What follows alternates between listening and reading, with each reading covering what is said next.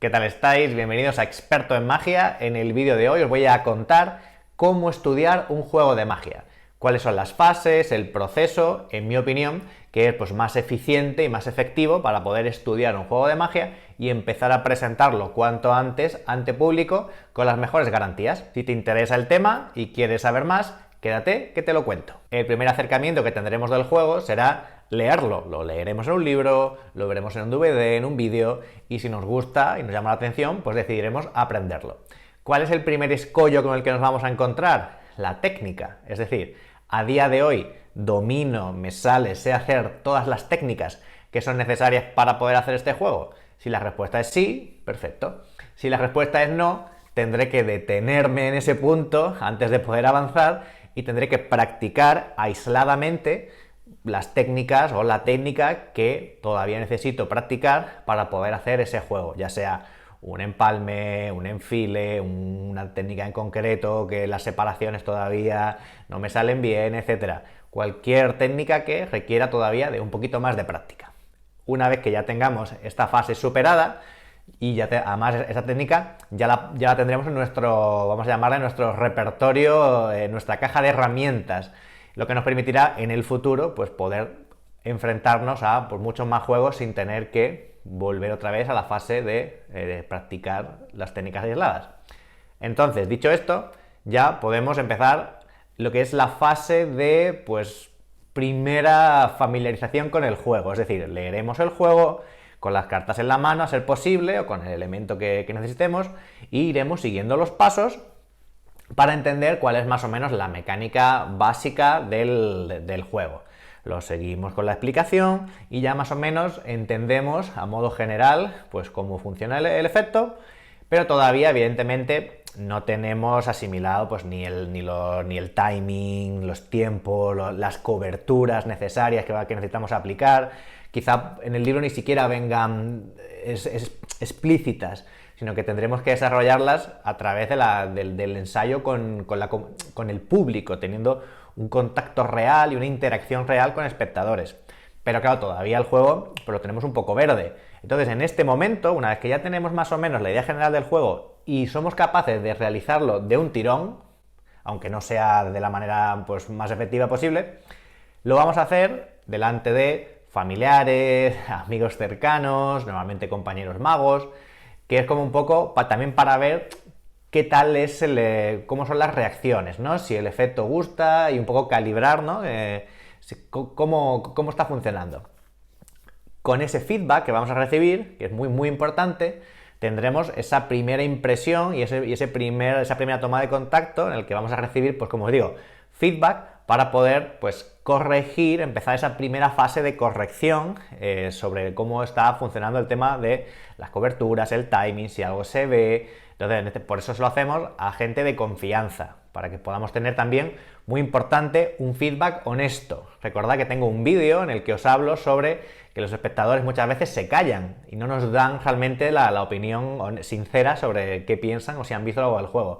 Así que por eso es muy importante, echar un ojo si quieres a ese vídeo, te lo dejo por aquí, que no sé dónde estará, pero es muy importante que este feedback inicial sea honesto, sea sincero. Por eso, amigos, familiares y compañeros magos, los que tengamos pues confianza y que nos puedan decir, oye, pues esto, tal, no sé qué.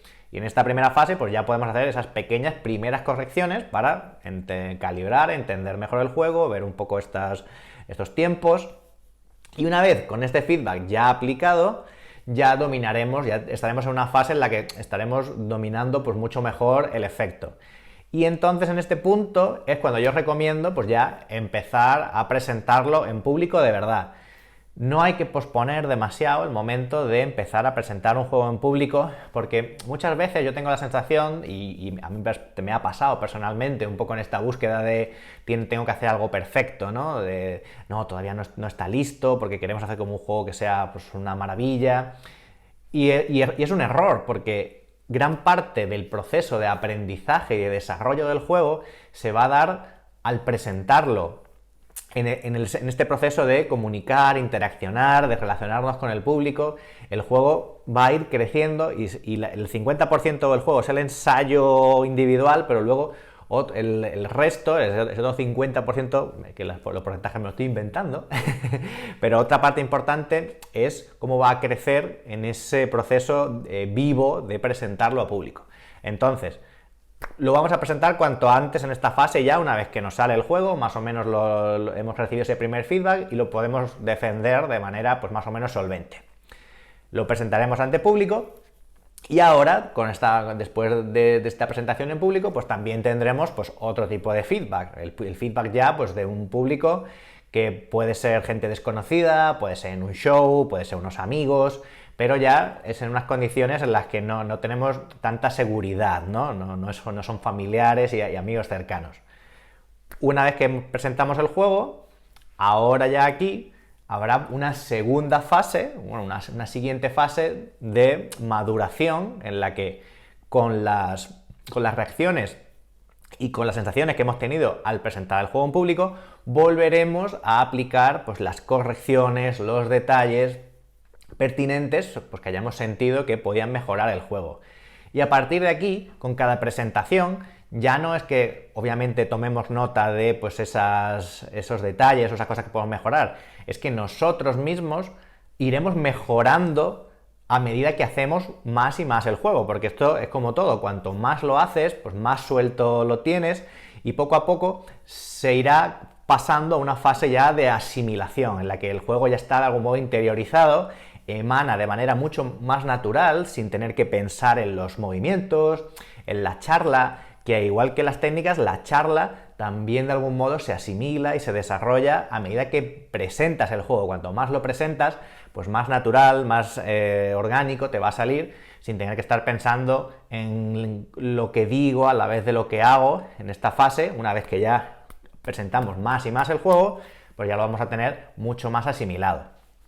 Y ya a partir de aquí, este proceso se va a repetir en el tiempo, cuanto más lo hagas, y alguna vez, pues seguramente te pasará que quizás dejes de hacer un juego durante cierto tiempo y cuando lo recuperes, pues de algún modo se te ocurre alguna idea o algún detallito que en su momento, cuando lo hacías mucho, no se te ocurrió, pero ahora con una mirada un poco más fresca, después de un tiempo, pues puedes tocar algunas cositas, quizá en el tiempo pues has desarrollado también otra visión con la experiencia y decidas cambiar algunas cosas pues de este juego.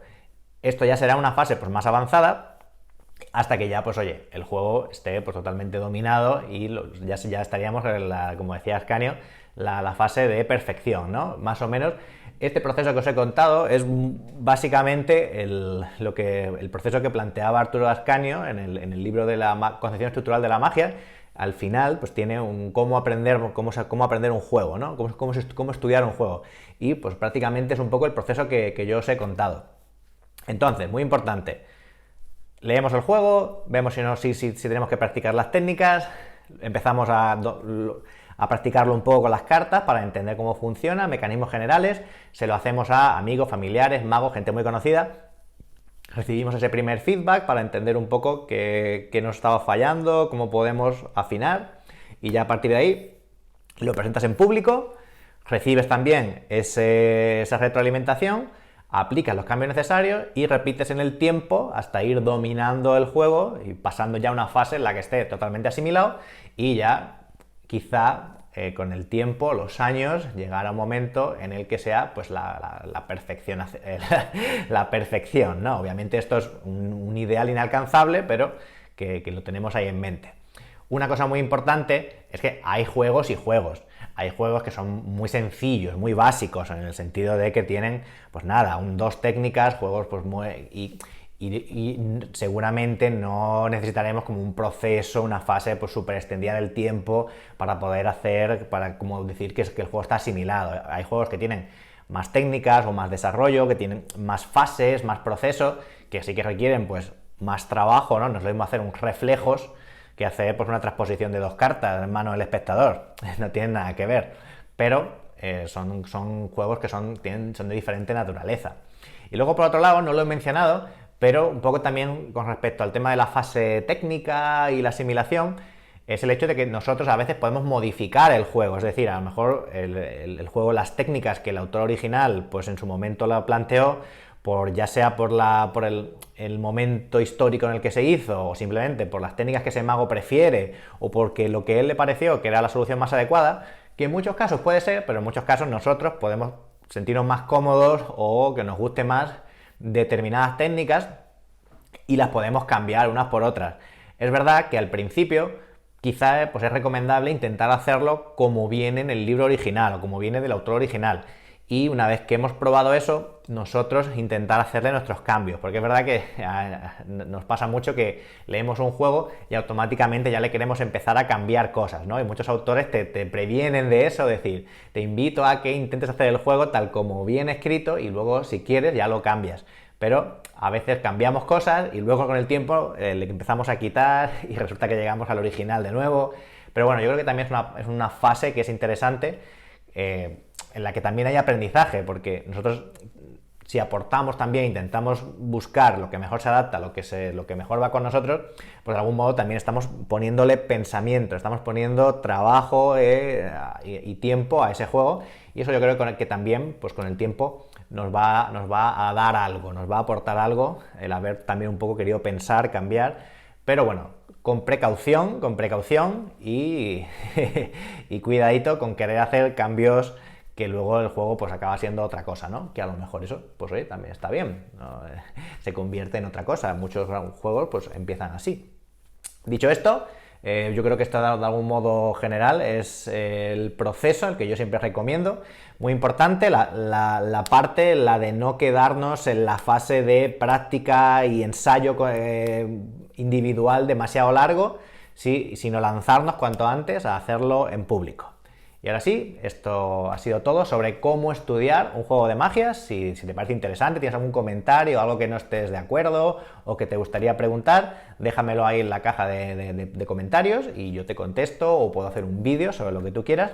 Y antes de despedirme, recordad que si os interesa querer seguir mejorando vuestra magia, ahondando un poquito en este maravilloso arte, pasaros por expertoenmagia.com, que es pues la web de suscripción en la que tenemos ahora reuniones en directo todas las semanas y pues un vídeo que subo pues todas las semanas de contenido que ya pues llevamos, pues yo que sé, como 50, 60 vídeos ya, con juegos, con técnicas, etcétera, para poder seguir siempre teniendo tu dosis semanal de algo nuevo de magia.